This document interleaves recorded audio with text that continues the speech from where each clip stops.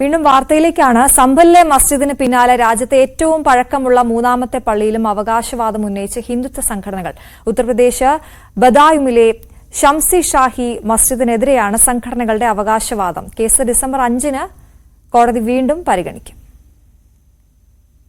സംഭൽ ഷാഹി മസ്ജിദിലെ നിയമ നടപടികൾ തുറന്നുണ്ടായ സംഘർഷം തുടരുന്നതിനിടയിലാണ് ഉത്തർപ്രദേശിലെ മറ്റൊരു പള്ളിയിൽ അവകാശവാദം ഉന്നയിച്ച ഹിന്ദുത്വ സംഘടനകൾ രംഗത്തെത്തിയത്. ബദായുനി പട്ടണത്തിൽ സ്ഥിതി ചെയ്യുന്ന ഷാഹി മസ്ജിദ് നീലകണ്ഠ മഹാദേവ ക്ഷേത്രം പൊളിച്ചാണ് നിർമ്മിച്ചതെന്നാണ് കോടതിയിൽ അഖില ഭാരതീയ ഹിന്ദു മഹാസഭ നൽകിയ സ്വകാര്യ ഹർജിയിലെ വാദം. പള്ളിയിൽ പൂജകൾ നടത്താൻ അനുവദിക്കണമെന്നും സർവേ നടത്താൻ ഉത്തരവിടണമെന്നുമാണ് സംഘടനകളുടെ അവകാശവാദം. 2022-ലാണ് ഹിന്ദു മഹാസഭാ നേതാവ് മുകേഷ് പട്ടേൽ സ്വകാര്യ അന്യായം ഫയൽ ചെയ്യുന്നത്. എന്നാൽ 850 വർഷത്തോളം പഴക്കമുള്ള പള്ളിയാണെന്നും അവിടെ ക്ഷേത്രമുണ്ടായിരുന്നില്ലെന്നും ഷംസി ഷാഹി മസ്ജിദ് പരിപാലന കമ്മിറ്റിയുടെ അഭിഭാഷകൻ അസ്രാർ അഹമ്മദ് പറയുന്നു. ഹിന്ദുത്വ സംഘടനകളുടെ വാദം അംഗീകരിക്കാനാവില്ലെന്നും കേസ് തള്ളണമെന്നും ഷംസി ഷാഹി മസ്ജിദ് പരിപാലന കമ്മിറ്റി ആവശ്യപ്പെട്ടിരുന്നു.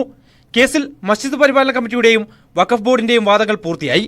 കേസ് ഡിസംബർ 5-ന് വീണ്ടും ഹൈക്കോടതി പരിഗണിക്കും. ഇതിനു പുറമെ അജ്മീർ ദർഗയിലും അവകാശവാദം ഉന്നയിച്ച ഹിന്ദുത്വ സംഘടനകൾ രംഗത്തെത്തിയിരുന്നു.